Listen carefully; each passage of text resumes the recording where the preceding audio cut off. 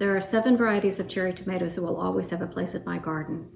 They're excellent producers, they have fabulous flavor, and they've thrived even in this crazy summer weather we've had this year. So we'll get to those in a minute, but you're gonna wanna stick with me to the end because I'm also gonna share with you 2 varieties that I won't grow again. When there's so many wonderful varieties, there's just no reason to grow anything that is just less than stellar. So stick around and we'll get to those too. Welcome to Grow and Preserve. I'm Carter and I'm thrilled you're here with me today. Let's get started. The 7 cherry tomatoes I will always grow. Now these are not in any particular order because I just love all of them. So we'll just start from the beginning and work our way through. The Sweet Million is number 1 on my list. It is extremely prolific. It took over an entire arch in my garden and started producing so early on and is still going strong out there. They're nice and sweet and delicious.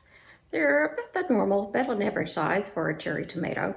I like to use them for drying in the dehydrator because I always fill up several quart jars every season and then I have them year round.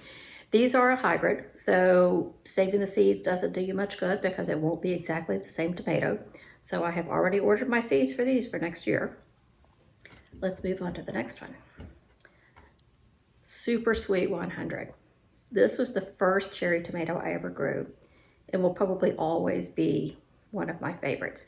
It is extremely sweet. It's much sweeter than the Sweet Million. It's a little bit larger than the Sweet Million as well. These are my prime stacking tomatoes. They rarely make it in from the garden. So I like these fresh. Literally, I go straight to this plant when I get out to the garden and I snack on them all the way through. So these are fantastic. They are also a hybrid. You cannot save the seeds and get the same cherry tomato. So I have ordered my seeds for these for next year. Next on my list is the Sun Sugar. It's very similar to the Sun Gold, but I find it to be sweeter than the Sun Gold. And in my garden, it has been much more prolific than the Sun Gold. So it has replaced the Sun Gold for me, especially this year. My Sun Gold did really nothing. These are super, super sweet. They are delicious for snacking. I do try to save a few of them every year to dehydrate just because I love the different colors in the jar of dried tomatoes. So these are also a hybrid. I have already ordered my seeds. And in fact, I've ordered double seeds just in case there aren't any more coming in the next couple of years. This is another one that surprised me. This is the Sun Peach. I only have a couple left because they are so good I can't stop eating them. They are a slightly elongated pink cherry tomato. They are incredibly sweet. It wasn't the best producer in my garden, but it is so delicious. It is absolutely worth the space. I will definitely be growing these again next year. Also a hybrid, can't save the seeds. Yes, I've ordered them. I'll give you links down below to all of the seed companies that I use and to the tomatoes that I'm ordering or have ordered. Okay, let's move back to some open pollinated varieties. Now these, I have saved the seeds from all of these. So I'm good to go there. I don't need to order anymore. And let's talk about the first one. This is the black cherry tomato. This one really surprised me. I thought it was going to be too smoky for me, but it has this great combination of smoky, sweet flavor to it. And it's larger than a regular cherry. Show you next to this one. It's larger than a regular cherry, so it's a mouthful. It's a one biter, but it's a mouthful. This has surprised both of us and is one of our favorite cherry tomatoes of the season.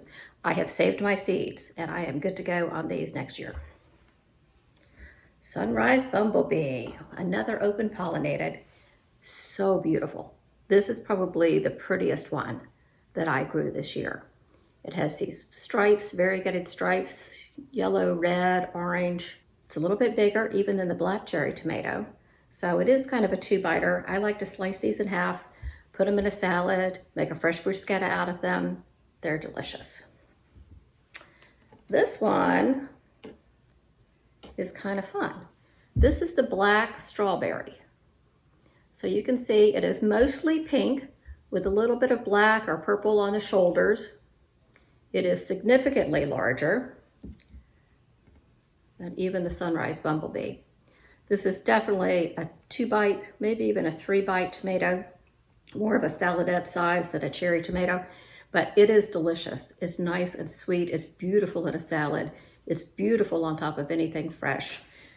Just throw it in with some basil leaves, toss it in a little olive oil, and it's just perfect. So that one I have already saved the seeds, and I'm good to go for next year. We're going to get to the two I won't grow in just a second. But tell me in the comments if any of my favorites are also your favorites. Is there something you love that I've missed? What else should be in my garden next year? I have room for 11 cherry tomato plants. You've seen my top 7.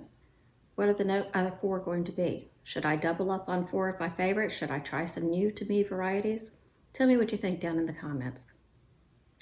While you're there, please also take a moment to like this video and to subscribe to the channel. I'd love to see you here every day.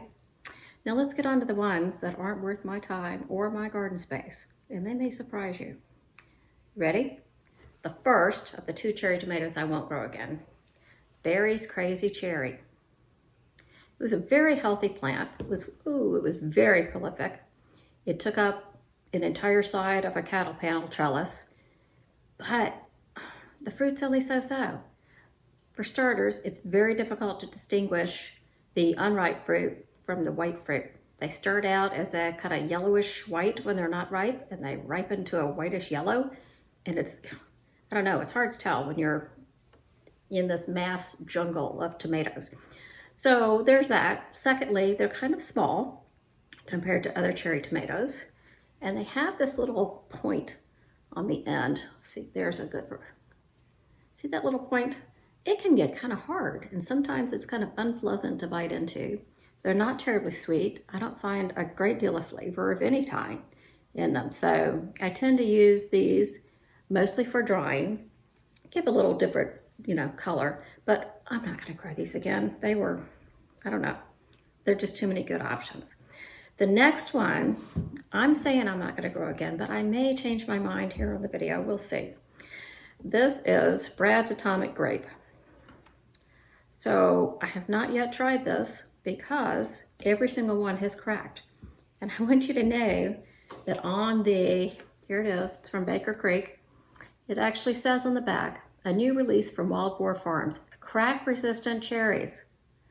Not crack-resistant, let me tell you. Here's one. They crack and then they rot. So I think that one was actually ripe, but I'm not going to eat that. So these are a little probably underripe, but I picked them because we were expecting rain and I wanted to at least try one before the end of the season. So we're going to try it here and see what I think.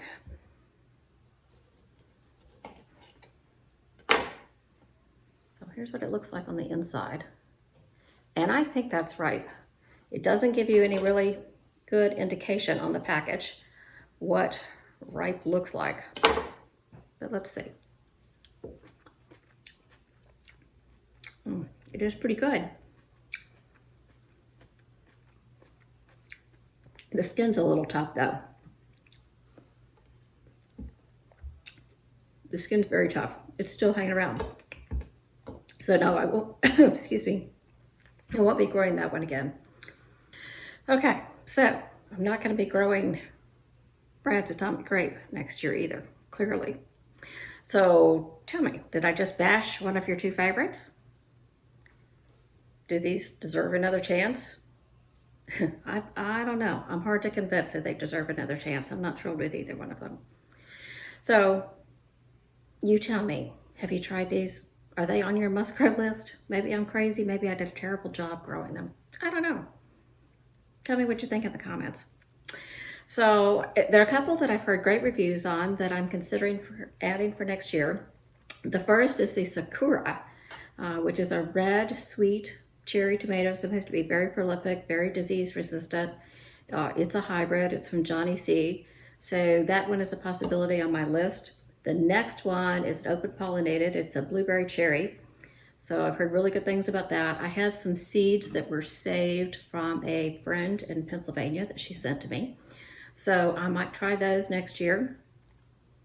I don't know what else. So I did try the Sun Gold again this year and the Isis Cherry. So the Sun Gold this year did better than it did for me last year, but still didn't do nearly as well as like the Sun Sugar.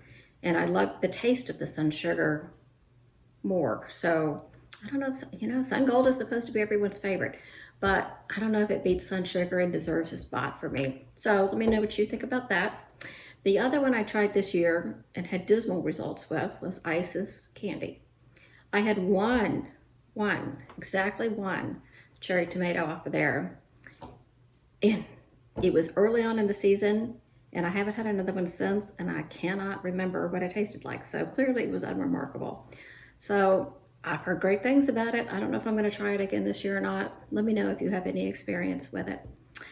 So I'm open to all your thoughts. Leave me some comments down below. I appreciate you being here today. If you like this video, please hit the thumbs up button. Please subscribe, and I'll give you a couple more videos on the screen now that you may also enjoy. Thanks so much for being here. I'll see you next time. Bye-bye.